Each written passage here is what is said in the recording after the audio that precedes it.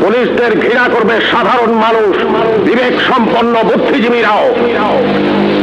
আপনারা সবাই ভুলে যাবেন AK-47 মতো মারাত্মক অস্ত্র পাওয়া গিয়েছিল আসামিদের কাছে।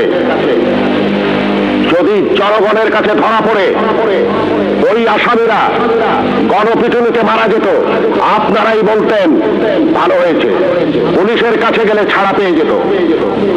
একটা কথা মনে রাখবেন, পুলিশ কখনো আসামি ছাড়ে না। আসামি ছাড়ার অধিকার শুধুমাত্র বিচার বিভাগের।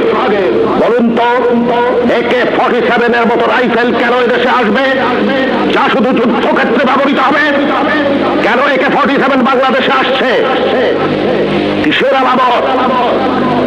9 শুটার বন্দুক কেন টিসিবির মাধ্যমে হাজার হাজার বন্দুক সাধারণ মানুষের হাতে তুলে দেওয়া হচ্ছে? কেন? কে জবাব দেবে? এই 9